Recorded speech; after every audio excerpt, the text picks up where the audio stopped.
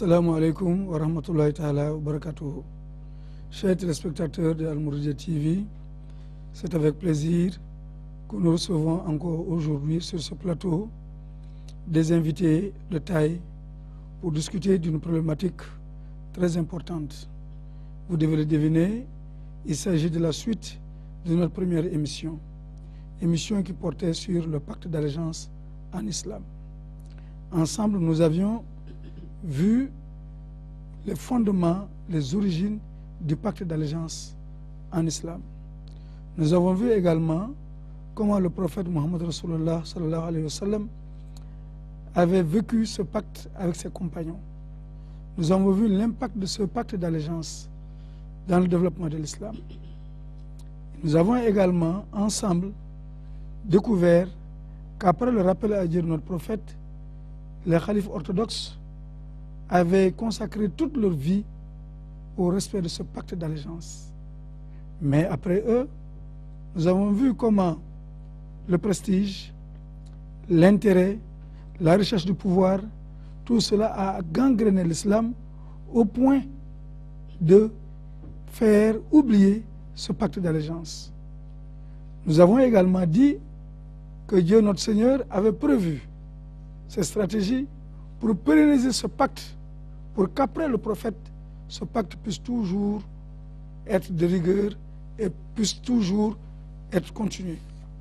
Aujourd'hui donc, nous allons avec nos invités voir comment Cheikh Ahmadou Bamba a réhabilité ce pacte d'allégeance.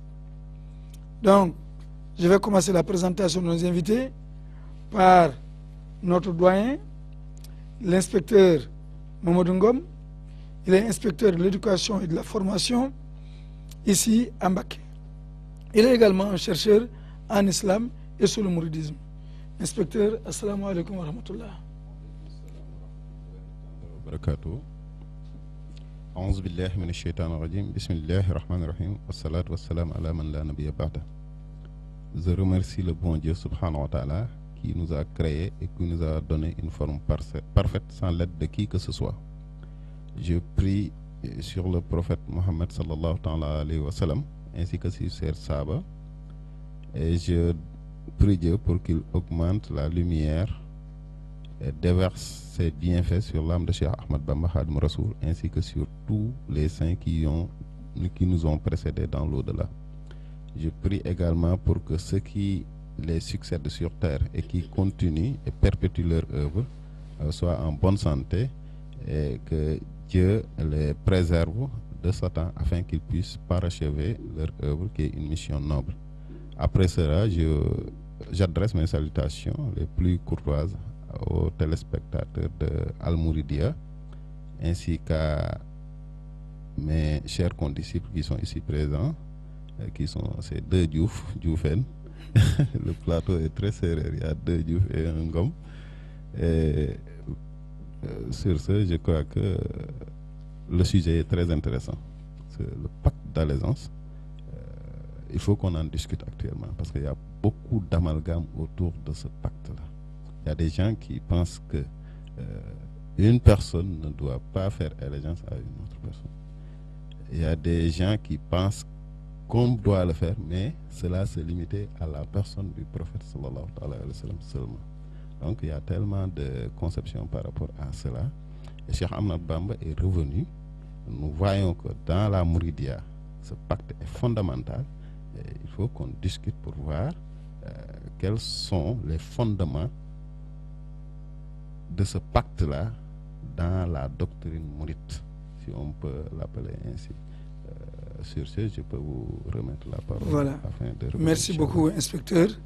Puisse Dieu accepter vos prières très différentes à l'endroit de toute la Oumma. Et maintenant, je me tourne vers Serigne Papa Assane Diouf. Serigne Papa Assane Diouf, vous devez bien le connaître. Il est enseignant, mais il est également chercheur à l'Institut international d'études de recherche sur le mouridisme. Serigne Papa Assane, assalamu alaikum. Alaikum assalam wa rahmatullah, Sir Murtala. Je remercie le bon Dieu. Je prie aussi sur la personne du messager de Dieu, le prophète Mohammed, paix et salut sur lui, que Dieu déverse sa lumière sur son serviteur privilégié Khadim Rassoul. C'est encore un grand plaisir pour moi d'être là dans cette télévision, dans cette émission de Al-Mouridia TV, Al-Mouridia Zaman, qui parle surtout de cette noble mission de Cheikh Ahmadou Bamba. Mais aussi, c'est un plaisir pour moi de partager ce plateau avec l'inspecteur Lo, que j'ai une fois suivi ici avec Ngom, je m'excuse, avec vraiment une très grande pertinence ici à Al-Mouridia TV. Mais aussi, c'est un honneur de partager ce plateau, je dirais, avec mon formateur. Il a été mon ancien professeur, M. Serigne Moussa Diouf, au CM. J'ai grandi sous ses auspices, comme si je peux dire ainsi. C'est lui qui m'a initié à l'alphabet arabe même, qui m'a enseigné certains ouvrages de Cheikh Ahmadou Bamba. J'ai commencé donc tout ce qui est mouridisme à côté de lui. Donc si je partage avec ce plateau aussi, c'est un grand honneur pour moi. Je suis aussi très ravi de traiter ce sujet qui est d'actualité. Je pense peut-être qu'on va y revenir. Je peux laisser la parole continuer. Voilà, merci beaucoup, Seigneur Papa Diouf. Vos paroles à l'endroit de Seigneur Moussa Diouf sont très intéressantes et très importantes, car vous avez fait un bon chemin ensemble et aujourd'hui vous vous retrouvez sur un plateau pour discuter sur les fondements même de ce qui vous réunit. Merci beaucoup. Et Seigneur Moussa, assalamu alaikum wa rahmatullah. Wa alaikum assalam wa rahmatullah, Seigneur Murtala.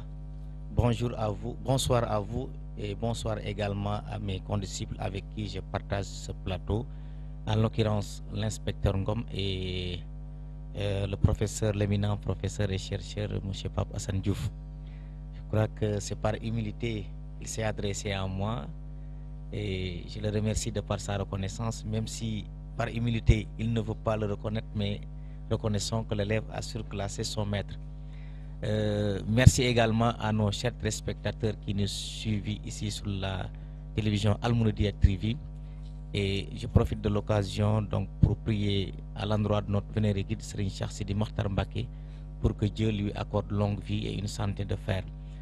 C'est un honneur pour moi de partager donc ce plateau avec ces éminents chercheurs, mais également c'est un honneur pour moi de participer à un plateau sur lequel on traite du pacte d'allégeance, qui je crois que est un thème important parce que c'est un thème qui définit même l'essence de notre vie en tant que disciple de Khadim Rassoul.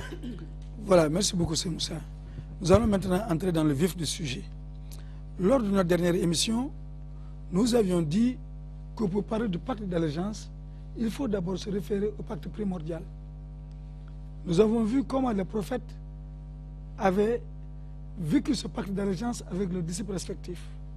Nous avons vu comment notre prophète Mohammed Rasulullah a vécu ce pacte d'allégeance. Donc le fondement et les origines de ce pacte, nous avons vu. Mais Cheikh Ahmadou Bamba, nous disons qu'il a réhabilité ce pacte d'allégeance. Mais si on parle de réhabilitation du pacte d'allégeance par Cheikh Ahmadou Bamba, il y a trois notions qui nous viennent à l'esprit. Premièrement, Cheikh Ahmadou Bamba, qui est-il? Deuxièmement, ce pacte d'allégeance, comment il a été réhabilité? Troisièmement, pourquoi réhabilitation? Voilà donc sur quoi notre problématique, nos thématiques tourneront aujourd'hui. Je commencerai d'abord par Cheikh Ahmadou Bamba. Inspecteur Ngom, si on vous demande de nous présenter brièvement Cheikh Ahmadou Bamba, qui est-il?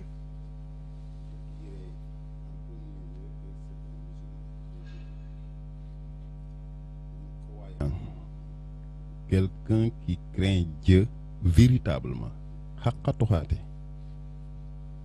et qui a atteint la dimension suprême de la servitude à Allah. C'est pourquoi il s'est défini lui-même comme esclave de Dieu.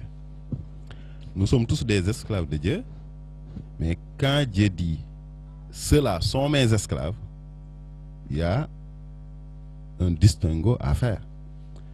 Cheikh Ahmadou Bamba se définit comme un esclave de Dieu et un serviteur du prophète Mohammed sallallahu alayhi wa sallam. Pour comprendre ce mot esclave de Dieu, il faut se référer au Saint-Coran, parce que quand nous sortons du mois de Rajab, quand le bon Dieu a voulu élever le prophète auprès de lui, il l'a appelé Abd. Subhanallazi asra bi abdihi laylan. Donc, la dimension de Abd, esclave, c'est la dimension suprême. C'est quelqu'un qui est une créature divine, mais qui se trouve être agréé par le Créateur, par son mérite et par la bonté de ce Créateur-là. Donc, on peut dire que Cheikh Ahmadou Bamba, c'est un esclave de Dieu qui a eu l'agrément de son Seigneur.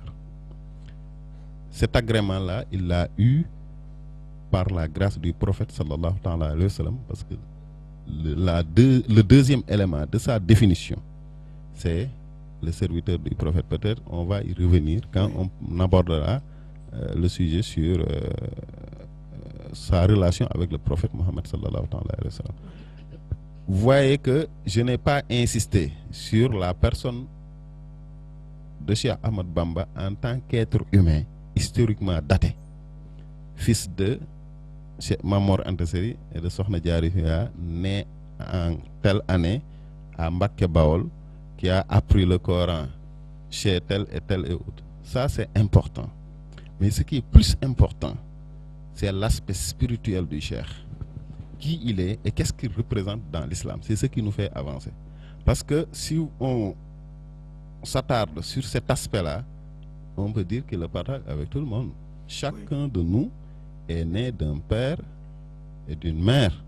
Et quelque part aussi, géographiquement, à une date déterminée. Merci beaucoup. Donc, quand on pose cette question-là, je crois que, puisqu'on parle de pacte d'allégeance, c'est Cheikh Ahmadou Bamba en tant qu'être spirituel. Il n'est rien d'autre qu'une créature divine qui a eu l'agrément suprême de son créateur. Merci beaucoup, inspecteur. Et une définition très claire et très complète. Un adorateur de Dieu, un esclave de Dieu, un serviteur du prophète. Oui, Seigneur Papa San, je voudrais également que vous reveniez sur qui est Cheikh Ahmadou Bamba. Je pense que l'inspecteur a été très pertinent dans sa réponse, parce qu'on a tendance à dire que si on parle d'un homme de Dieu, l'essentiel c'est de parler de lui en relation avec sa mission. Donc Cheikh Ahmadou Bamba en tant qu'être humain, c'est important, mais en tant que serviteur du prophète, je pense que c'est l'essentiel. Et lui, il se définit toujours comme Abdullahi wa Khadim Rasoul. Et là, je dirais que c'est l'incarnation du La ilaha illallah Muhammad Rasulullah. La ilaha illallah Muhammad Rasulullah, c'est cela qui est la profession de foi que tout musulman doit attester avant d'être reconnu comme musulman. Cheikh Ahmadou Bamba l'a non seulement attesté, mais il l'a vécu. Abdullahi va correspondre avec La ilaha illallah. Khadim Rasoul va être l'incarnation et le vécu même du Muhammad Rasulullah. Et dans son ouvrage Mouaïb al-Khoudous, il lui enseigne que l'islam peut se résumer en ces deux termes. La ilaha illallah, c'est l'unicité de Dieu. Et tout ce qui suit, que ça soit pratique ou croyance aux autres prophètes, se retrouve dans Muhammad Rasulullah. Et Cheikh Ahmadou Bamba n'a seulement théorisé ce La ilaha illallah, mais dans son vécu et dans ses activités, il a incarné ce La ilaha illallah comme Abdullahi, c'est-à-dire l'esclave de Dieu qui accepte d'être esclave et de servir son maître, mais aussi le serviteur du prophète Mohammed. Et durant toute sa mission aussi, voilà ce qu'on va retrouver. Et même si on retourne dans ses écrits, c'est ce qu'on retrouve. L'affirmation de La ilaha illallah, l'unicité de Dieu, mais aussi l'affirmation de Muhammad Rasulullah, c'est-à-dire donc Mohammed en tant que prophète. Donc, il est né d'une famille noble. Nous tous nous le savons, et les historiens l'ont beaucoup théorisé, mais je pense qu'aujourd'hui, pour notre émission, ce n'est pas l'essentiel. L'essentiel, c'est de le qualifier comme esclave Dieu, réhabilitateur de l'islam au 14e centenaire. Peut-être nous aurons l'occasion de revenir sur tout cela. Merci beaucoup, Serigne Papa San. Et la définition donnée, ou bien l'intervention de l'inspecteur Ngom et celle de Papa San se recoupent, car il s'agit d'un homme de Dieu. Et donc, l'on ne peut présenter le personnage qu'en fonction de sa mission, qu'en fonction de l'objet de son existence sur Terre. Nous vous remercions beaucoup pour cette réponse. Et enfin, Serigne Moussa Diouf, nous voudrions que vous nous veniez un peu sur cette présentation de Cheikh Ahmadou Bamba. Voilà, merci beaucoup. Je crois que la présentation a été bien campée, parce que, comme ils l'ont si bien dit, je crois que Cheikh Ahmadou Bamba, ici, quand on demande de le présenter par rapport même à l'objet du thème que nous traitons, c'est son statut par rapport qui s'inscrit dans la mission apostolique du prophète, paix et salut sur lui.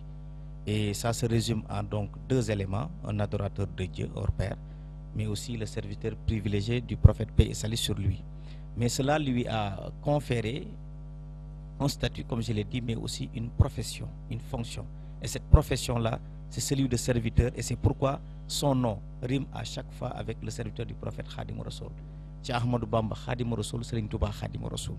Et cette fonction, cette mission lui a valu également des grades spirituels qui font qu'à chaque fois que l'on parle de certains aspects de l'islam, on ne peut que penser à lui. Quand on parle de martyr dans l'islam, Cheikh Ahmadou Bamba, c'est le grand martyr dans la ligne des hommes de Dieu. Quand on parle de l'islam en tant que religion de paix, Cheikh Ahmadou Bamba, c'est l'apôtre de la non-violence, celui-là qui a réhabilité, la paix à travers l'islam. Mais aussi, et on devait commencer par là, Cheikh Ahmadou Bamba, en tant que revivificateur de l'islam dans cette mission, mais qui dit revivification de l'islam dit réhabilitation de la voie du pacte d'allégeance, parce que comme il l'a dit, il n'a pas fondé une tariqa, mais il a réhabilité la voie qu'avait suivi le prophète Mohammed, paix et salut sur lui. Donc pour résumer, cette présentation tout simplement nous renvoie à Cheikh Ahmadou Bamba en tant que statut, en tant que fonction dans cette profession spirituelle qui s'inscrit dans la mission apostolique du prophète, paix et salut sur lui. Merci beaucoup. Chers téléspectateurs, comme vous le constatez donc, Cheikh Ahmadou Bamba, c'est un homme de Dieu, un grand adorateur de Dieu, un homme qui a reçu l'agrément de Dieu dans son statut d'adorateur de Dieu, dans son statut d'esclave de Dieu, mais également un serviteur du prophète. Ma deuxième question donc abondera dans le sens de Cheikh Ahmadou Bamba, serviteur du prophète. Mais je voudrais d'abord venir sur les relations entre Cheikh Ahmadou Bamba et le prophète. C'est une relation à la fois simple et compliquée. Simple parce que tout musulman doit avoir une relation avec le prophète, une relation d'amour, d'attachement et de servitude au prophète. Ces trois-là, ils le partagent normalement avec tous ceux qui se veulent musulmans. Oui. C'est compliqué parce que Serigne Touba s'est distingué par rapport à son amour au prophète. Il l'a aimé d'un amour extraordinaire. Il dit que l'amour du prophète a annihilé en moi l'amour d'un fils, de l'argent, de tout, de sorte que il a annihilé sa personne en la personne du prophète sallallahu alayhi wa sallam. Et sur ce point, il est inégalable. Il a excellé dans son dévouement au prophète sallallahu alayhi wa sallam, parce que tous ses écrits lui sont consacrés. Tout.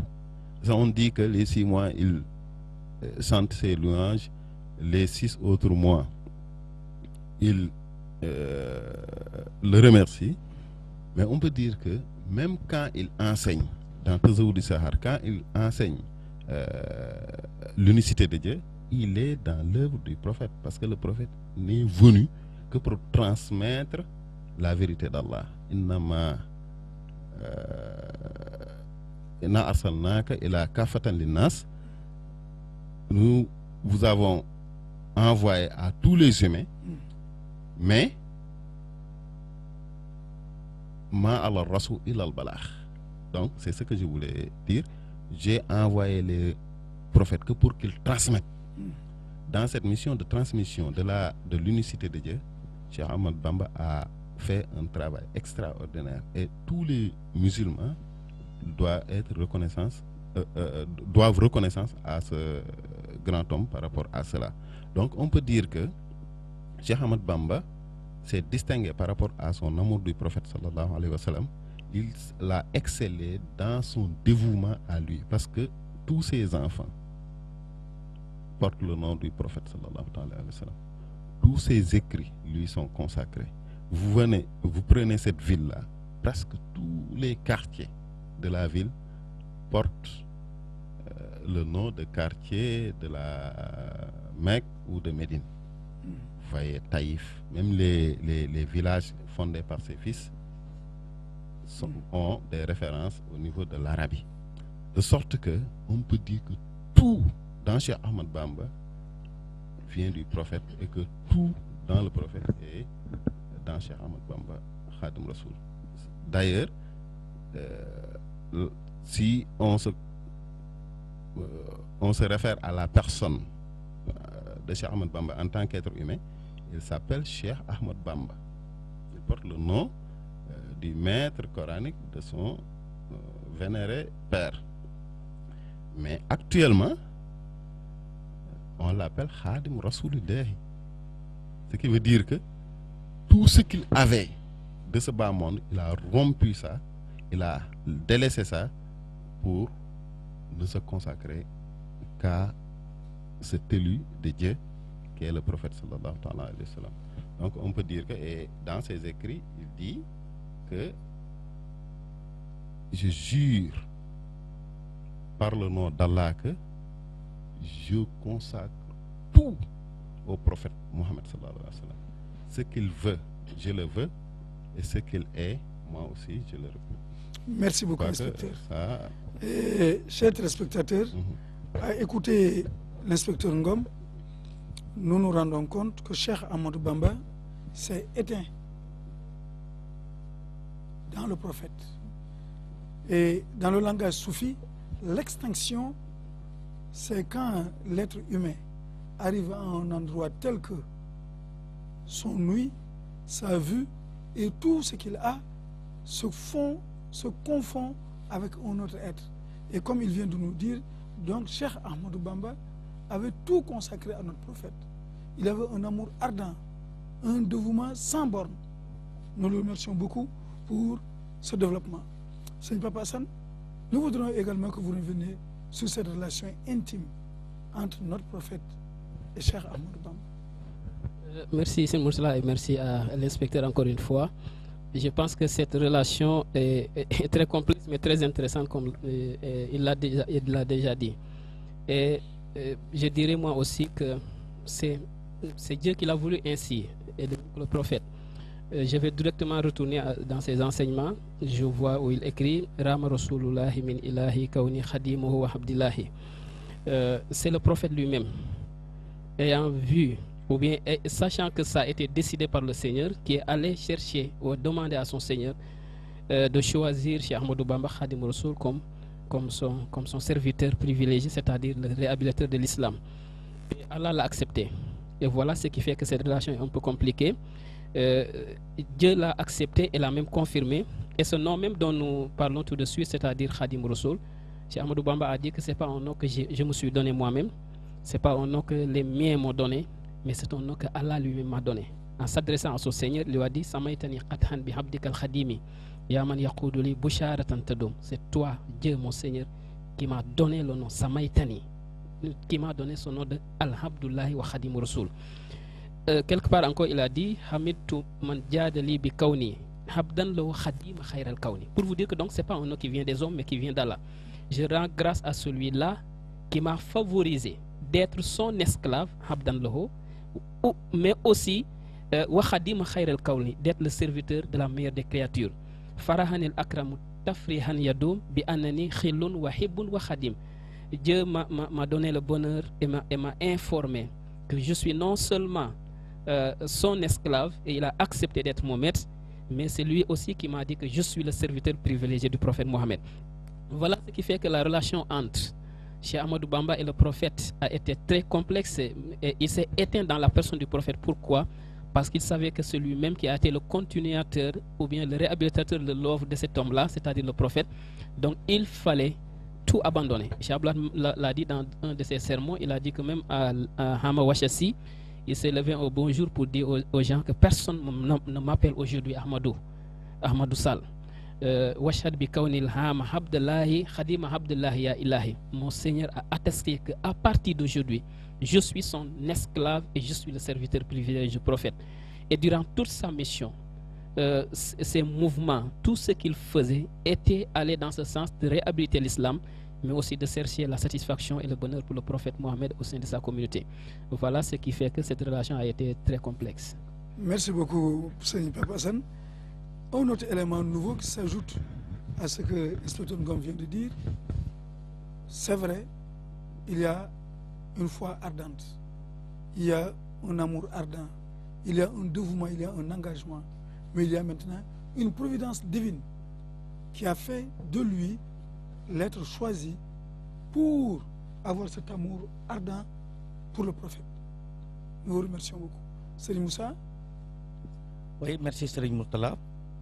Je crois que l'amour du cheikh vis-à-vis du prophète Mohammed, paix et salut sur lui, s'est manifesté dès son apparition sur la scène publique.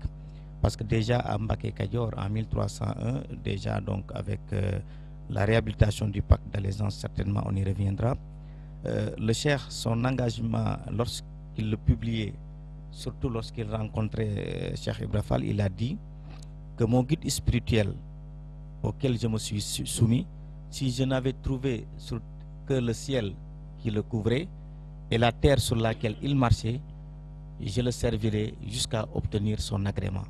Et je crois que donc il l'a exprimé, il l'a confirmé durant tout son parcours.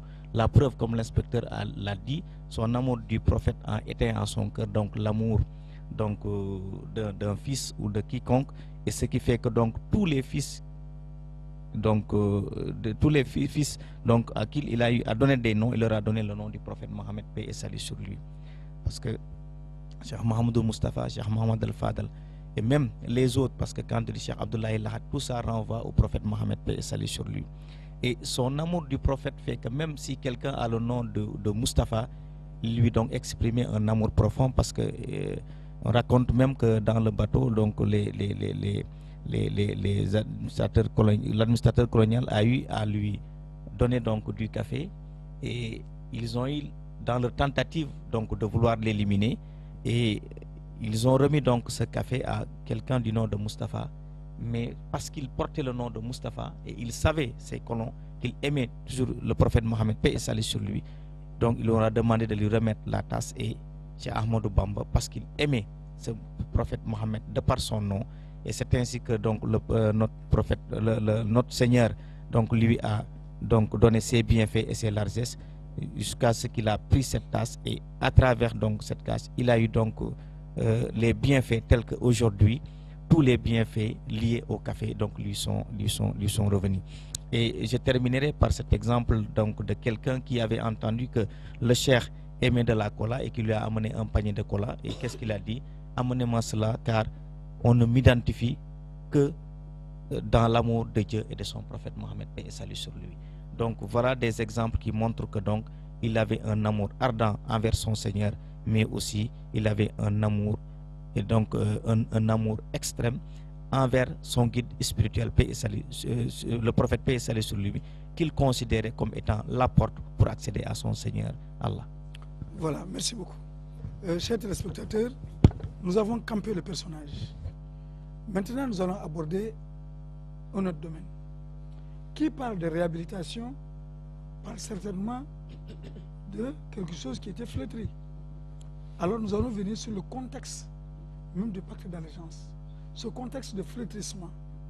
Notre prophète a vécu le pacte d'allégeance avec ses compagnons. Il nous a laissé ce pacte comme héritage. Les khalifes orthodoxes, eux tous, ont sacrifié leur vie pour être fidèles à ce pacte. Mais malheureusement, il y a eu flétrissement. Nous voudrons donc venir sur ce flétrissement, le contexte global du flétrissement, avant d'en venir à la réhabilitation.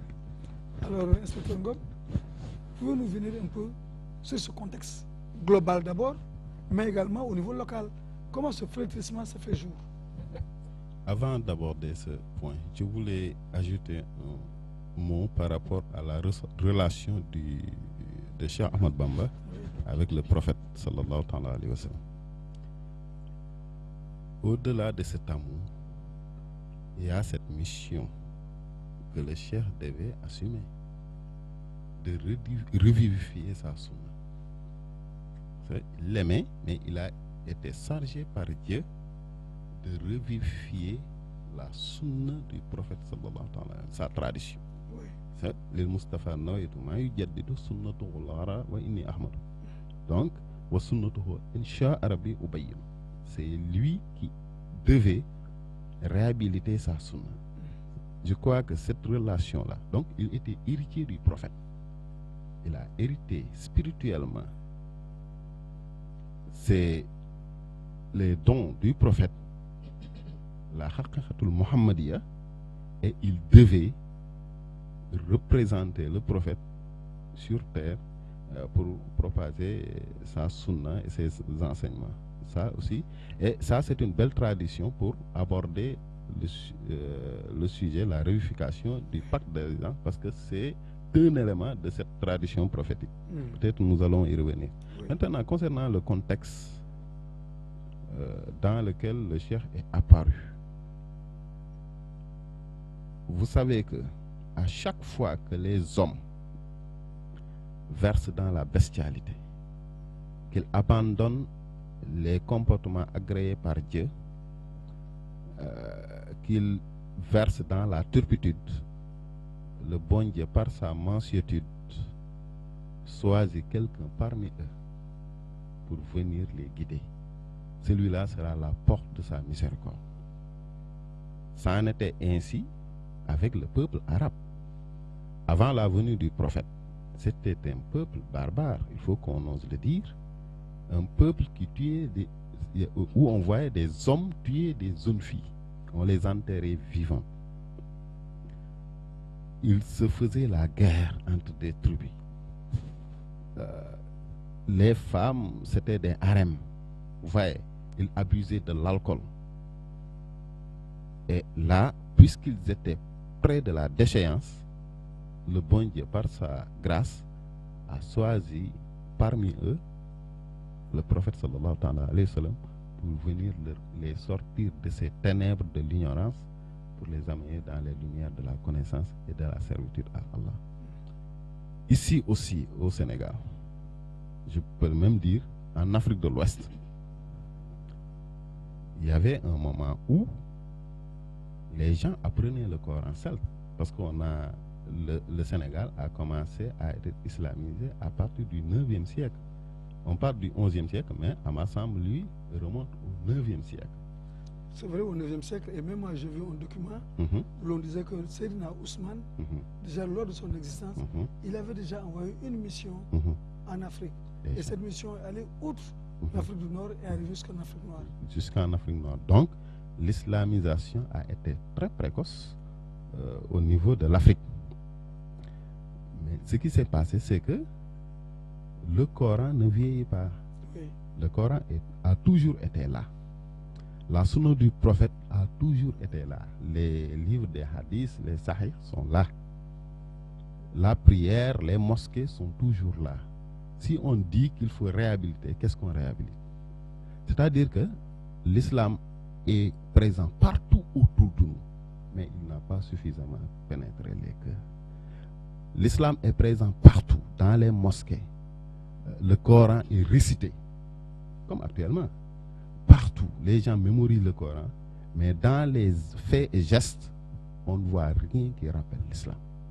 Ça veut dire que la connaissance est dans les librairies, dans les kagous, mais on ne les sort pas des kagous pour les mettre dans les cœurs pour que ça puisse se déverser au niveau des membres.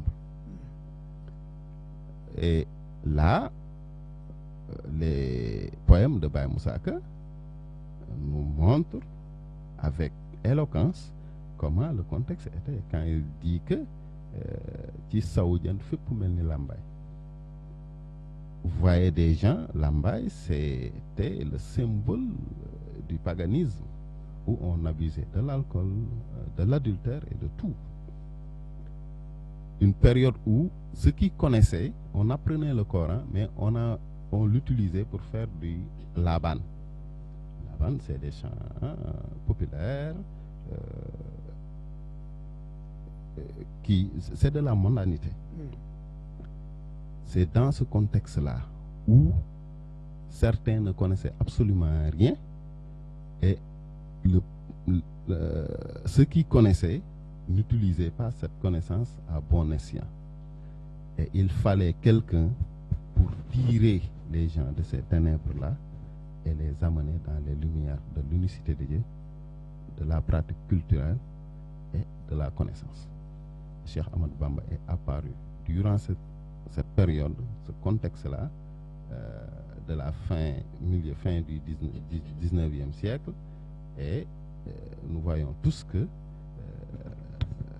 après il a eu à éduquer des gens qui connaissent et qui mettent en pratique cette connaissance-là. Donc on peut, pour résumer, on peut dire qu'il est parvenu à revivifier l'islam dans les cœurs des hommes.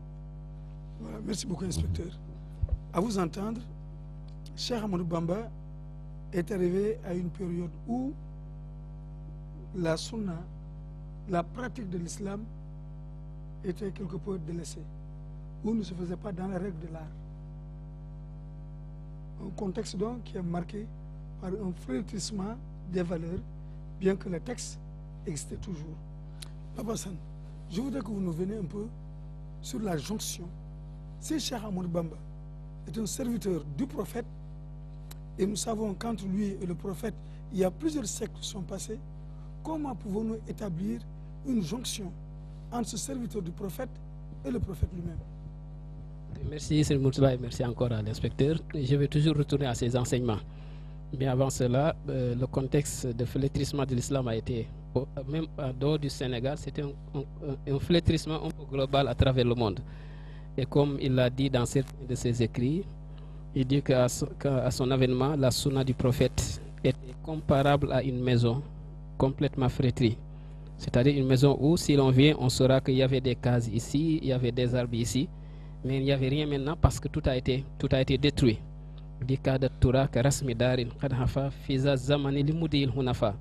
Donc ces gens qui, ayant appris le Coran, l'ont mis en pratique dans la société, n'étaient plus là.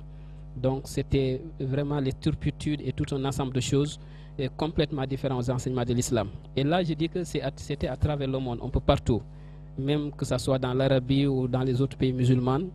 Les gens étaient animés par la recherche de gains et de privilèges terrestres, de telle raison que même ceux-là qui étaient appelés Amir, c'est-à-dire devant les musulmans, avaient d'autres objectifs, c'est-à-dire de beaux palais, de belles femmes, etc. Donc c'est un contexte global. Mais si nous retournons aux enseignements du prophète, bien avant sa disparition, il avait dit que Dieu va envoyer au début de chaque siècle un réhabilitateur, c'est-à-dire un continuateur de ma mission.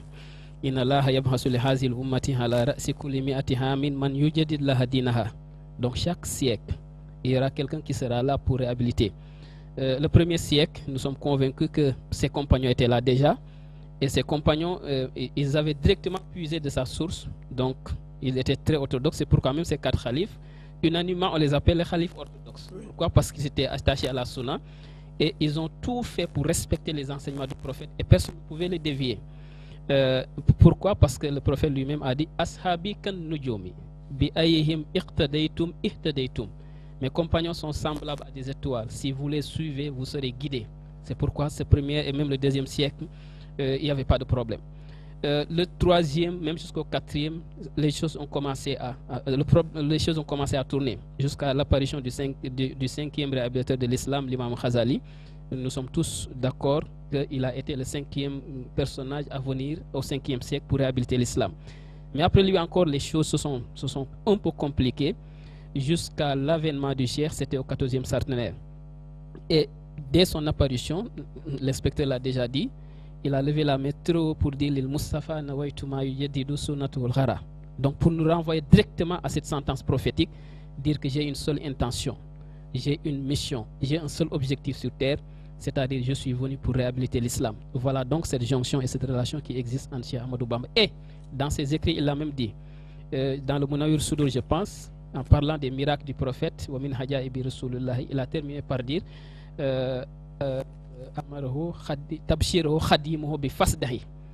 il a dit à son serviteur, appelle. Donc cet ordre d'appeler pour réhabiliter l'islam encore, il vient nous confirmer qu'il a reçu directement du prophète. Et peut-être nous allons y revenir, parce qu'il a encore écrit Amarani Rabbi Bian Usarriha Bi Anani Malazun wa Mafzaun. Il y a même certains qui ajoutent Bi Anani Malazun wa Himan wa Mafzaun. Donc c'est un ordre qu'il a reçu de son Seigneur, mais bien sûr par l'intermédiaire du prophète, pour continuer ce message, cette mission et réhabiliter l'islam dans sa forme la plus authentique. Merci beaucoup, Seigneur Papa San. Seigneur Moussa, et cela a eu lieu au 4e centenaire de notre ère. Oui. Oui, cela a eu lieu au 14e centenaire de notre ère. Mais avant de venir à cela, permettez-moi d'ajouter un peu sur le frétissement de l'islam, surtout au niveau local. Parce que comme ils l'ont si bien dit, donc nous savons que c'est un contexte dans lequel donc, même ceux qui se réclamaient de l'islam donc apprenaient le Coran ou bien lisaient le Coran pour donc agrémenter des soirées folkloriques, pour peut-être demander même la main d'une fille ou bien acquérir d'un prestige ou des biens de ce bas monde. Et même ceux qui cherchaient le savoir, le cherchaient pour avoir des avantages, surtout au niveau des princes. Mais il y a un autre contexte, c'est sur le plan donc, de la domination coloniale. Parce que nous sommes dans les années 1800 où pratiquement le colon avait terminé par la conquête armée. Donc ils avaient donc conquis tous les royaumes donc, ici au Sénégal. Et ce qui leur restait, c'était l'assimilation culturelle. Et à travers cette assimilation culturelle, ils savaient que donc pour dompter les populations, pour leur faire comprendre qu'ils sont peut-être des soi-disant français, même s'ils ne portent pas le nom, donc il fallait donc avoir cette approche culturelle-là. Et ils ne voyaient qu'un seul barrage, qu'un seul obstacle qui était l'islam. Et Cheikh Ahmadou Bamba incarnait donc l'islam. Et dans cette situation, les populations étaient désemparées et il fallait leur trouver un refuge. Donc ce contexte-là a contribué également au flétrissement de l'islam parce qu'en dehors même donc, des dérapages au sein même de l'islam, il y a eu donc cette tentative de déculturation, donc d'assimilation culturelle qui a fait que donc, les colons ont cherché donc, à détourner les populations de cette voie qui était la voie du prophète, paix et salut sur lui. Et comme vous l'avez dit donc, en 1301, il y a eu cet avènement, et 1301, c'est le début du 14e centenaire de notre ère. Et comme vous l'avez dit tout à l'heure, donc à chaque début de siècle, notre Seigneur envoie toujours quelqu'un qui est chargé donc de revivifier l'islam. Et le 14e centenaire de notre ère a commencé en la 1301, et c'est en cette année que le cheikh a déclaré que donc le prophète Mohammed lui est apparu pour lui dire: Ahmed, dispense à tes disciples une éducation spirituelle et ne leur dispense plus une éducation livresque. C'est donc le début de la réhabilitation du pacte d'allégeance. Et Cheikh Ahmadou Bamba a fait des déclarations que Papa San a citées tout à l'heure, qui nous ont fait comprendre qu'il a été le seul à réclamer cette déclaration du prophète, cette sentence du prophète Mohammed, paix et salut sur lui: bonheur à ceux-là qui atteindront le 14e centenaire de notre ère. Et ce 14e centenaire a débuté en l'an 1301. Donc c'est une déclaration eschatologique que lui seul a réclamée.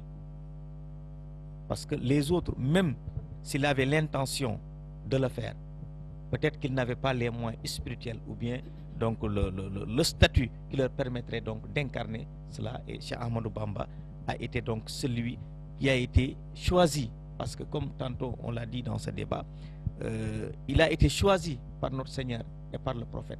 Parce que si c'est une compétition, lui, lorsqu'il a compéti, le prophète a dit que voilà celui sur qui je vais miser. Parce qu'il savait que par rapport à son statut, par rapport à ses qualités, il allait réussir sa mission. Et c'est la mission de la réhabilitation de l'islam. Voilà, merci beaucoup, Seydi Moussa. Et inspecteur, je voudrais revenir un peu sur les débuts de la réhabilitation de ce pacte. Qu'est-ce qui, Cheikh Ahmadou Bamba, comment s'est-il comporté avec ses disciples? Comment s'est-il comporté avec ses contemporains? Comment a-t-il commencé cette mission de réhabilitation? Il a commencé par être lui-même quelqu'un de droit. Il a commencé par remplir les conditions de celui qui doit recevoir ce pacte. Il a commencé par ça. Et quand il était au summum de cette perfection spirituelle, il a reçu l'ordre de Dieu. Parce qu'on ne peut pas proclamer cela de son propre chef. Il a reçu l'ordre de Dieu d'appeler les gens à lui faire allégeance. Et cette allégeance-là, il ne les mène pas vers lui-même, vers sa personne, mais il les appelle pour les mener vers l'agrément d'Allah. Et quand il l'a fait, comme d'habitude, quand un homme de Dieu appelle, il n'aura que la minorité. Même dans le Saint-Coran, dès qu'on parle de majorité, ce qui suit, c'est pas quelque chose de bon. Walakinna aksara nas la ya'lamun, walakinna aksara nas la yu'minun, wa qalilun min ibadiya shakur. Toujours, c'est une minorité qui accepte au début. Et c'est une minorité qualitative parce que ces gens-là, c'est des gens qui ne cherchent que, qui comprennent le message et qui ne viennent que pour ça. Mais quand il y a la massification, souvent il y a des gens qui viennent sans comprendre même la portée du message du cheikh. C'est ce qui, peut-être que c'est pas le sujet aujourd'hui, mais c'est ce qui gangrène la voie actuellement. Mais les premiers disciples, c'était véritablement des disciples, des gens qui ont compris le message et qui mesuraient la portée du message à sa juste valeur. Donc, au début, le cheikh a commencé par être lui-même quelqu'un qui est à la hauteur, et il était avec des gens. Quand on prend Serigne Massamba Diop Sam, Serigne Dame Abdourahmane Lo, Serigne Cheikh Ibrahima Fall, Cheikh Ibrahima Sarr Ndiagne, Serigne Mohamed Loben Diop Dagana, Mame Thierno Ibrahim, c'est des gens qui, s'ils étaient ailleurs, on allait les comparer aux cheikhs comme on fait actuellement pour les autres. Vous prenez Cheikh Ibra Fati, vous le placez hors du mouridisme, c'est un pôle. Ouais. Donc, mais ils étaient tels, Serigne Mbacké Bousso, c'était des gens qui avaient tout pour être vénérés, mais ils ont tout laissé parce qu'ils savent que il y a quelque chose de plus important. D'ailleurs, c'est ce que Imam Ghazali avait fait, parce que lui, il n'était pas dans le soufisme à ses débuts. Mais quand il a compris que les honneurs terrestres, c'est absolument rien du tout, que l'érudition, être professeur d'université, subjuguer les esprits par ses beaux discours, ça peut te donner un prestige ici-bas, mais ça te garantit absolument rien dans l'au-delà. Quand il a compris ça, il s'est dévêtu de ses habits pour aller embrasser la voie des soufis, qui est la seule voie qui peut mener à la félicité dans l'au-delà.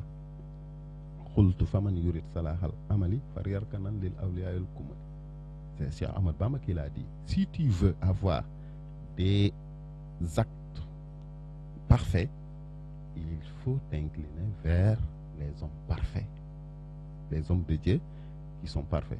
Autrement dit, on ne peut pas atteindre le degré de perfection dans les actes si on ne fait pas le pacte d'allégeance.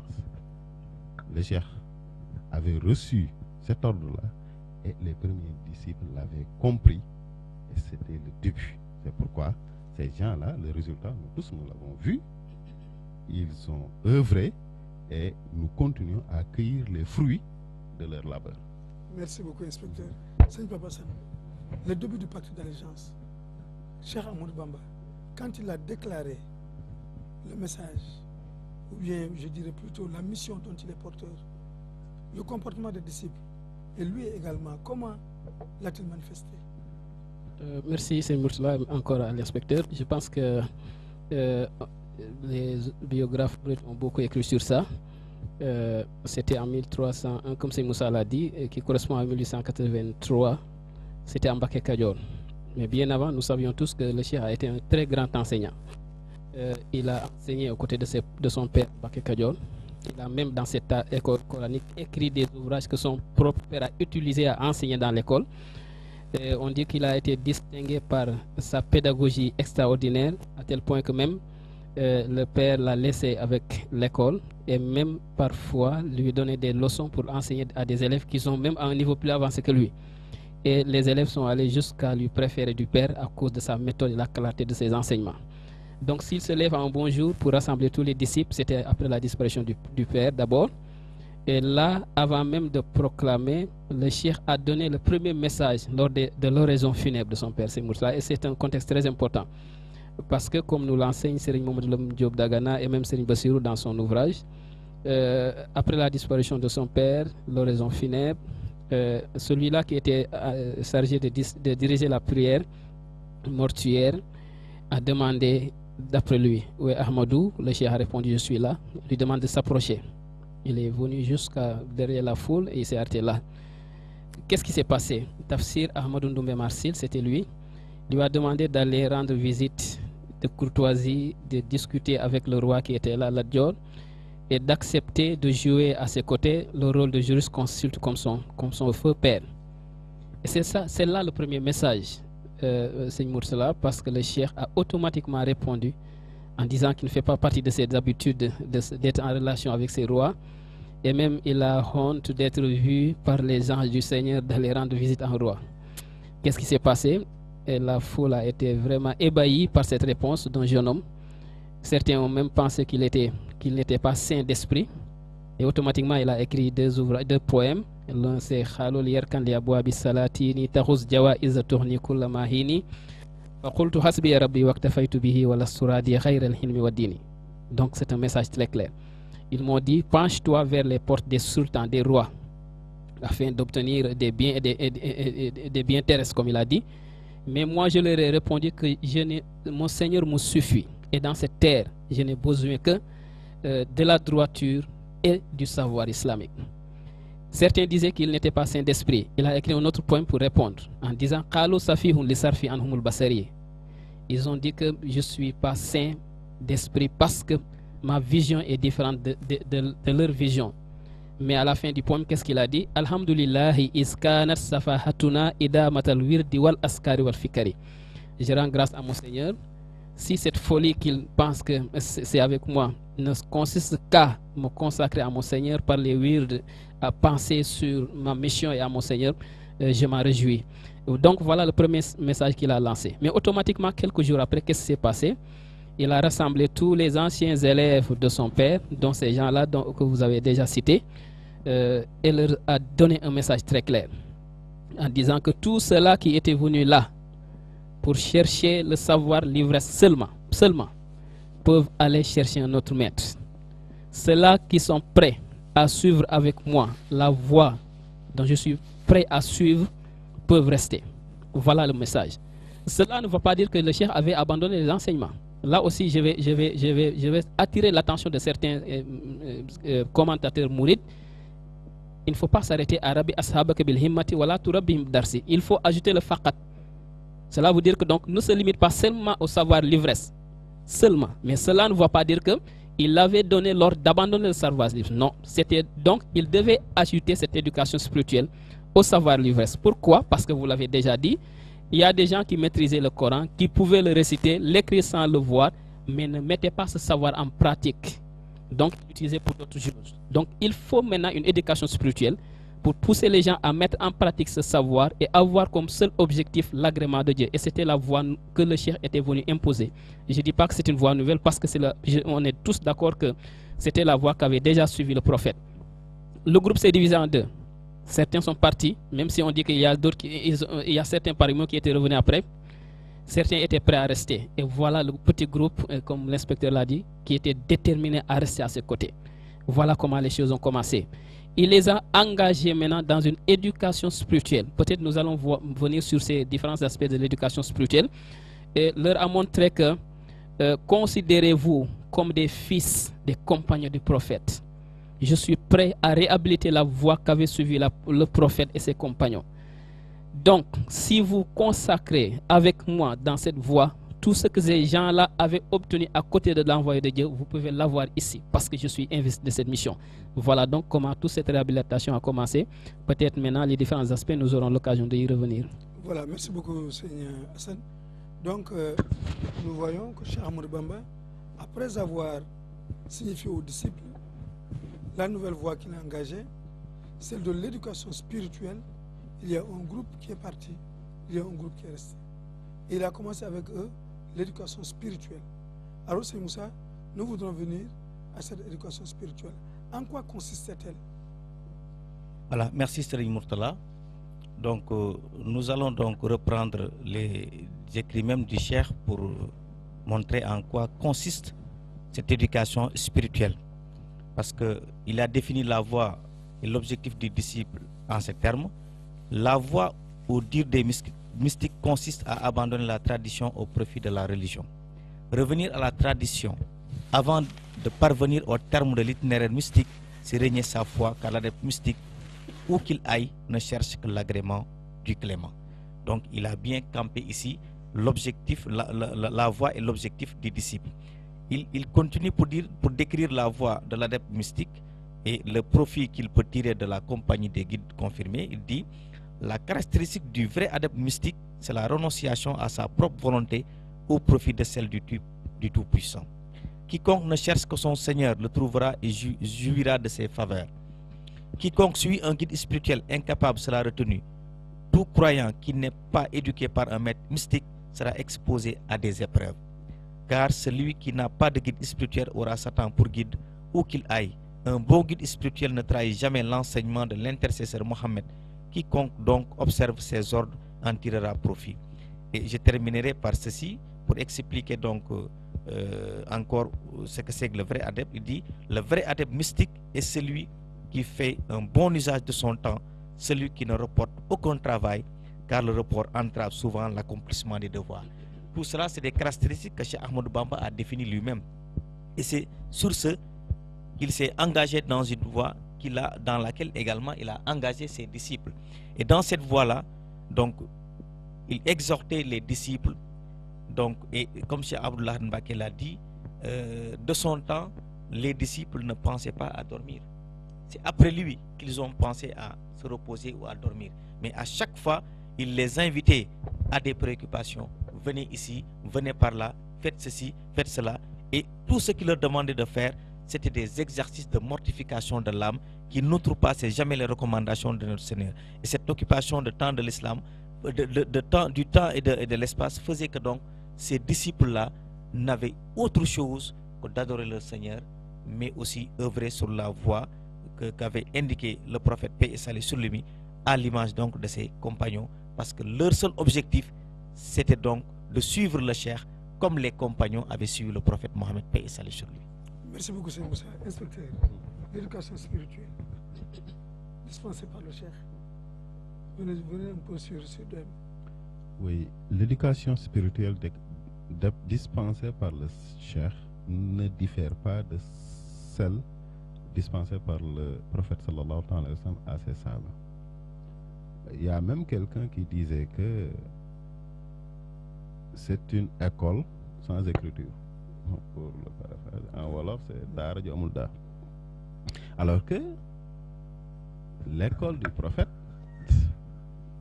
n'avait pas d'encre, parce que celui qui dirigeait l'école ne savait ni lire ni écrire. L'éducation, je remercie Hassan de la précision que le cheikh n'a jamais abandonné l'enseignement livresque. Il y avait des gens qui étaient préposés à ça. Nous savons tous que Serigne Dame Abdourahmane Lo a enseigné le Coran à plusieurs personnes.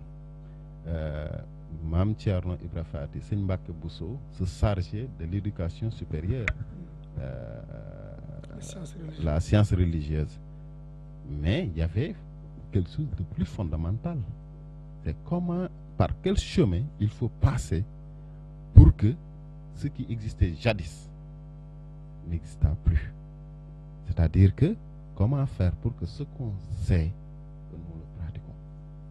C'est ça l'éducation spirituelle. Et le cheikh a réussi à faire des gens analphabètes des personnes qui ont une foi immuable en Allah, qui connaissent l'unicité de Dieu, qui pratiquent le culte correctement et qui vivent le soufisme sans avoir été à l'école coranique, sans avoir étudié la science religieuse.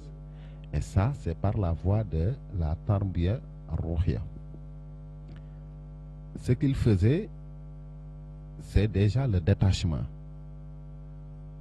Nous savons tous que c'est à Mbacké Kadior que l'appel est né.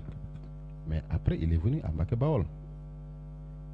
Après un bref séjour à Mbacké Bawol, le cheikh a quitté Mbacké Bawol pour aller à Darou Salam en 1886, comme ça, et moins de 2 ans après, il a quitté Darou Salam, laissant là-bas Cheikh Anta et quelques disciples pour venir à Touba. Il voulait s'isoler avec ses disciples pour les épargner des turpitudes de son temps, afin de pouvoir